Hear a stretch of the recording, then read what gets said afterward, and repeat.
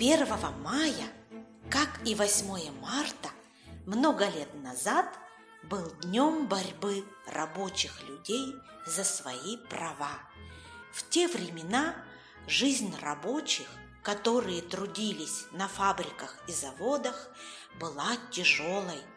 Они работали с раннего утра и до позднего вечера, и за свой нелегкий труд получали так мало денег, что иногда их не хватало даже на еду.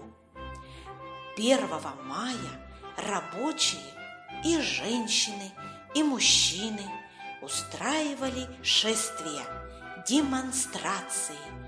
Они несли флаги и плакаты.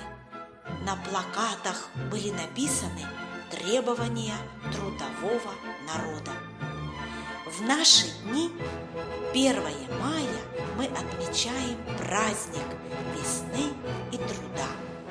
Это праздник всех, кто трудится, праздник людей разных профессий, рабочих, ученых, врачей, учителей. Праздник весны и труда принято отмечать красочными шествиями, демонстрациями. Люди берут с собой воздушные шарики, флажки, цветы. А чтобы было шумно и весело, свистульки и трещотки. 1 мая повсюду звучит музыка, играют оркестры. Все поют и танцуют. На ярких плакатах написаны слова «Мир, май, труд».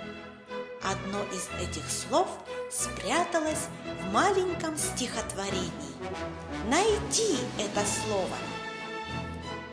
Теплым днем весенним ясным раньше всех дружок встречай. Удивительный, прекрасный, добрый праздник 1 май.